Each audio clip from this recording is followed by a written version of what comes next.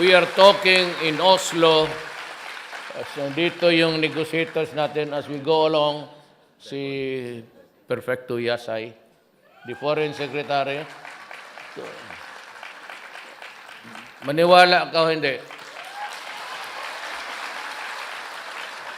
Sa dormitoryo kami noon, kami ang magka-roommate.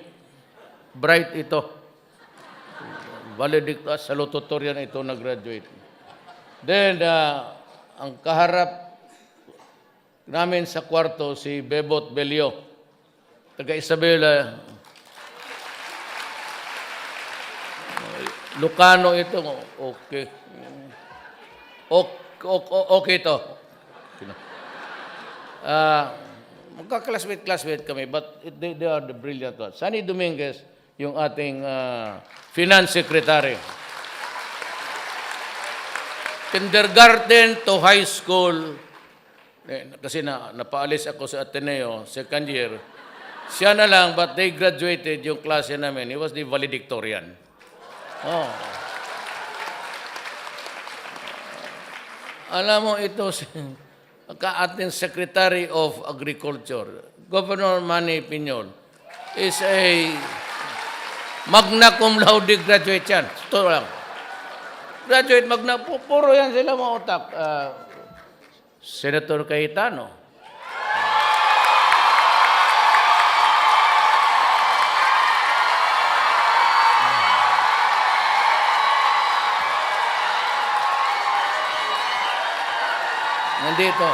Nandito si Ma'am Lani, Mayor ng Taguig. Asawa niya, Ma'am. Tama, maganda si Ma'am. Gwapo si Cayetano. Pero kung ako kasing gwapo niya, ako, ubos. Pacquiao, ibig sabihin.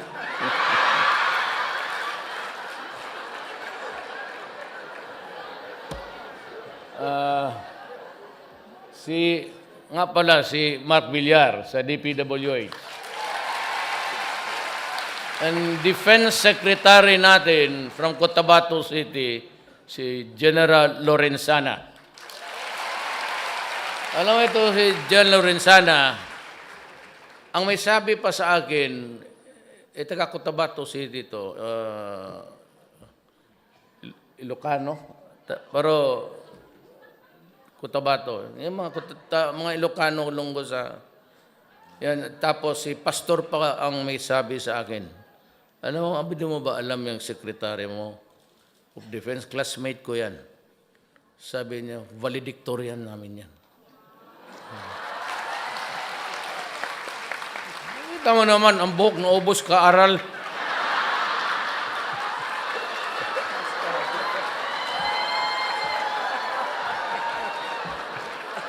Si Secretary Pernia ng NEDA, Bright from UP. And, totoo lang ha, hindi ako nang ano, kilala nyo, Art Togade. Classmate ko sa San Bernardo, valedictorian namin. Huh? College of Law. 1972.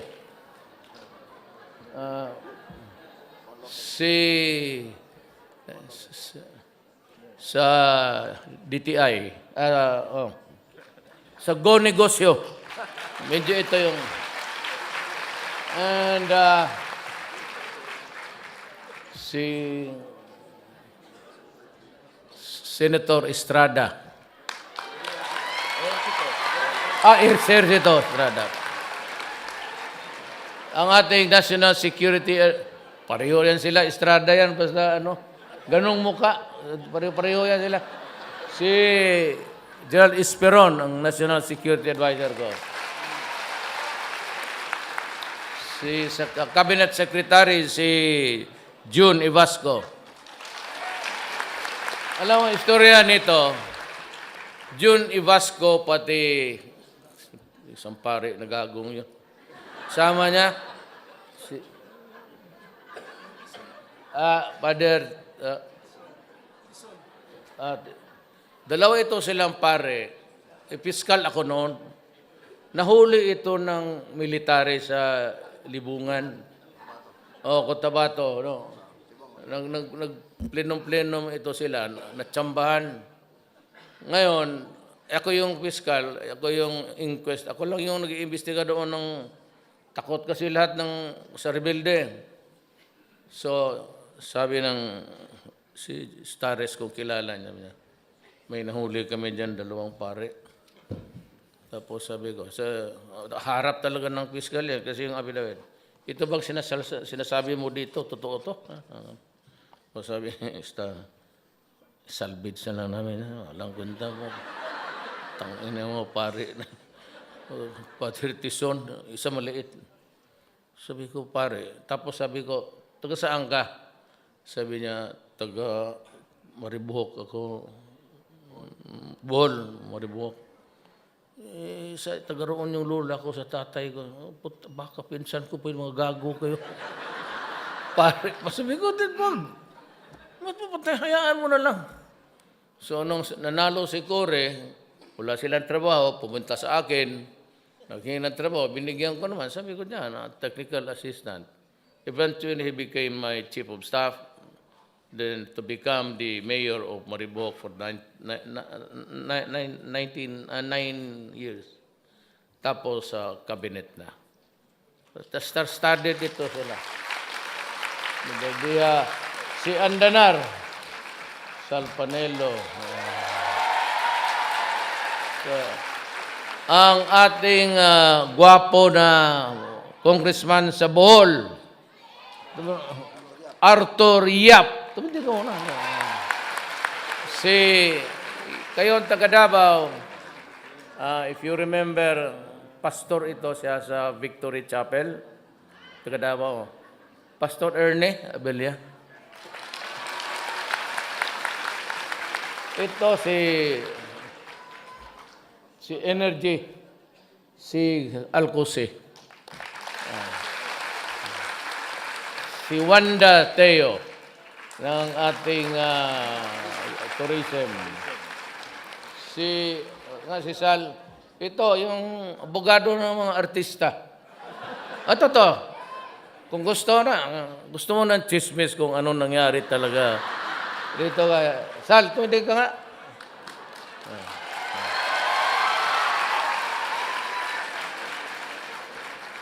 Itong si Sal, hardworking. Yumaman lang ito sa mga away ng mga artista, yung mag-asawa, yung magkakaso-kaso. Ako po ay ordinaryo lang, kagaya ninyo.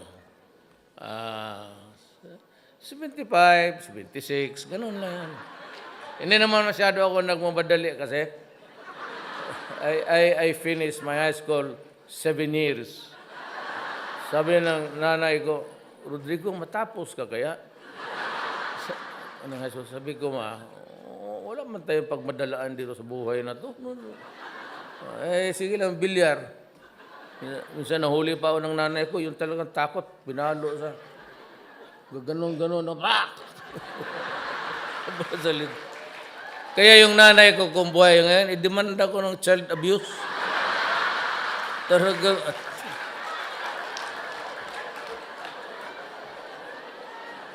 tapos kayong mga Bisaya, alam ninyo yan, we have this colloquial term na hanggang pantalan ka lang. Di ba? Yung ayaw natin magtrabaho, mga kapatid yung mga lalaki, magalit yung tatay sabihin, ikaw, litsi ka, hanggang pantalan ka lang. Di ba? It's a colloquial or idiom developed along the years. Sabi ng tatay ko na, ikaw, sikang anak ka, hanggang pantalan ka lang. Sabi ko, sige lang, basta bayaran lang ako sa kanakarga ko, okay lang. Pero sa totoo lang itong lahat na nakarito mga Artugadi, ito bilyonaryo na to. Huwag sabihin magnakaw pa ito. Bilyonaryo ito. College of Law pa kami. CEO na yan ng Delgado Shipping.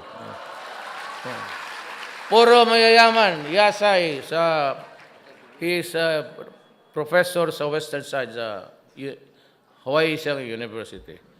Pero sa awa ng Diyos, ito, trabante ko ito lahat.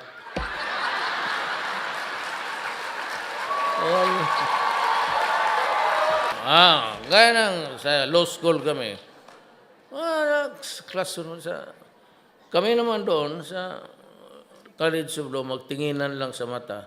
Kaya kung mag-aral ka noon ng libro, ganoon ka talaga. Kasi oras ka gumanon ka, tapos karap mo yung mga ulol na... Kasi, sige, wala na. Pagdating ng 5:30, tuloy na lang natin. Sa awa ng Diyos, okay ako, 4 years. Ganun lang ang buhay. So, then, para inspirasyon, ayaw ko kasi yung, meron kasi ako sabihin, pero it's, I do not want to, sabihin ko na lang. Pero hatiin ko. Mas komportable ako dito sa Japan.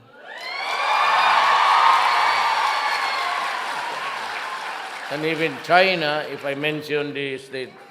Kasi hindi na may ako diyan O baka mamura ko lang yung the other side of the world.